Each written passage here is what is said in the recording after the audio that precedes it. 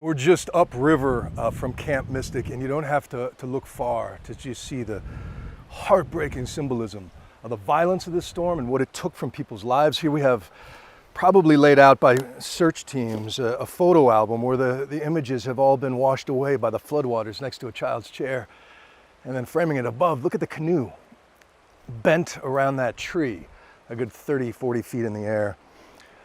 The hydrology in these canyons, of course, have been dangerous for decades. We've known that, but the planet is so much warmer now, and we're seeing in real time that these rain bomb events and the ensuing deadly flash floods are becoming even more violent. And for example, here, if you look at Camp Mystic, about 8 of their structures were inside FEMA's most dangerous floodplain there. But if you use a map used by the First Street Foundation, that number jumps to 17 buildings because FEMA does not account for flash flooding. So First Street Foundation does take into account these modern phenomenon, and as a result, it doubles the number of Americans who are at risk of these kinds of flooding events. And not just in hill country of Texas or the Southwest deserts, but cities like New York, where a big chunk of folks live in flood zones unwittingly, people in basements most vulnerable, because the dynamics there are the same as a canyon or arroyo. It's that water rushing on hard surfaces faster than you can run and bringing such destruction in its path.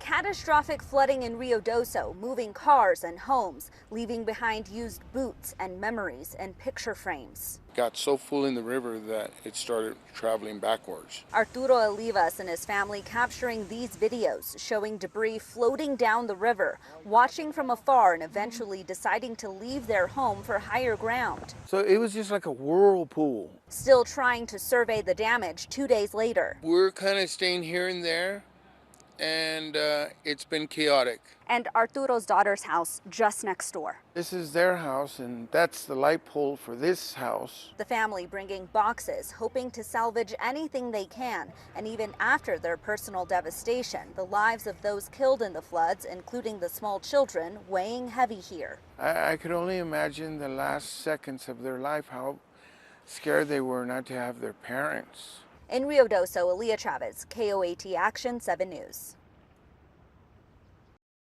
You know, the power of water is pretty amazing, but still, I can't fathom it. What was once a narrow, beautiful pond in front of Philip Young's home is now a cliff with no safe way of getting across.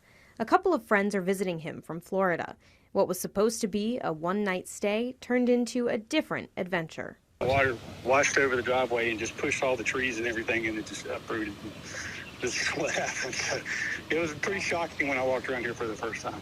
Although you'll see Young in our interview, it could only be done through the phone and our Zoom lens due to safety. Young says conditions on Wednesday looked normal at first. Then into the night, water started rushing in a way he's never seen before. We had a lot of rain, obviously. This beautiful pond was fed by 2 creeks on either side of my house. And the water, it was like, I've never seen anything like it, the amount of water that's come through here.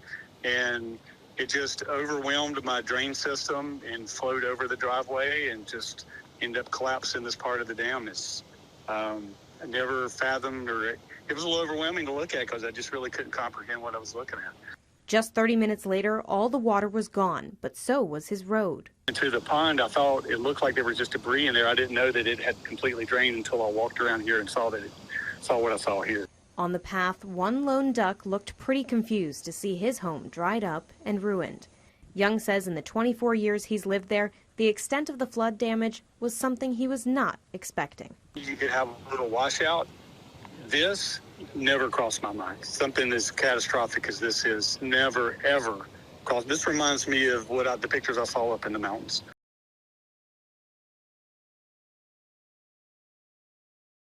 Hazy skies have swallowed skylines. As Canadian wildfire smoke blankets the state, the air quality has dropped into the unhealthy range in the metro until Monday. There will be patients coming to the ER. There will be patients coming to urgent cares because of the weather and the air quality. Dr. Andrew Steen is especially concerned about the most vulnerable. People with asthma or COPD who happen to need to go outside or choose to go outside, it's going to be a very bad weekend. Young athletes are also most at risk, and parents need to look out for specific symptoms. You notice that your kid is slower than normal or seems to be coughing more than normal. That might be their signs that they're having a problem. For many Minnesotans, the impact already being felt. Inhaler, oh. Dr. Chang Lo says pharmacies see a spike every time the air quality tanks. More people coming in for inhalers, probably eye drops, dry eyes. I've been seeing a lot of dry eyes in the last few days. Utilizing over-the-counter medication. Loratadine or Claritin, these are kind of my top go-tos. And knowing when to take it easy is your best bet. An ounce of prevention is worth a pound of cure. And so the best thing to do for susceptible people this weekend is to avoid the outdoors. Heavy rain Sunday pummeling parts of central Texas, already reeling from last week's catastrophic flooding. Officials concerned about the Guadalupe River swelling once again. People near Hunt received emergency alerts Sunday, warning them of a high probability of the Guadalupe River reaching flood stage and urging people to get away from the river immediately. Ground search operations were temporarily halted with more storms on the way. It has been an active day across Texas and watching again overnight for some storms. Crews have been scouring the flood-ravaged areas for more than a week now. More than 100 people have been killed and scores are still missing. The mayor of Kerrville released a video statement Saturday about the help his town has received from state and federal officials. They showed up in force, and they've been here every day since, working 24/7. His comments come amid backlash over the Federal Emergency Management Agency's response. While search and rescue crews from around the country immediately rushed to help, FEMA did not arrive until Monday evening, days after any victims had been found alive. There's also many questions about the state's flood preparedness and a lack of immediate alerts notifying residents about the floods. Some Texas leaders are demanding answers. We can't just allow girls to drown in the middle of the night. We have to make sure we protect everyone. At the local level, Texas state leaders say they will focus on pushing legislation that deals with flooding and resources, including an alert system, during their upcoming special session. In Kerrville, Texas, I'm Ivan Rodriguez. Heavy rain over the weekend complicating search and rescue efforts in central Texas. The search continues. Unfortunately, we lost about a half or three-quarter of a day yesterday to the river going up. But like I said, like y'all said, I've been assured by the governor and the president, we will have the resources to get the job done.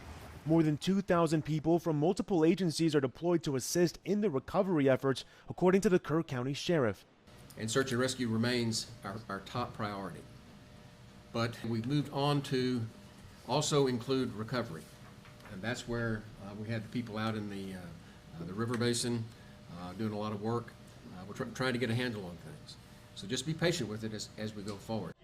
As the community grapples with the July 4th flooding that killed more than 130 people, including 27 campers and counselors at Camp Mystic in Hunt, Texas, messages of appreciation and concerns over rebuilding continue. I would love to have the ability to understand where businesses can look for assistance. Ourselves, we lost several $1 million in this disaster, as well as everybody else.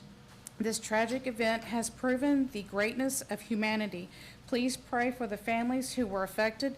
Thank you for blessing Kerr County with kind hearts and love of mankind.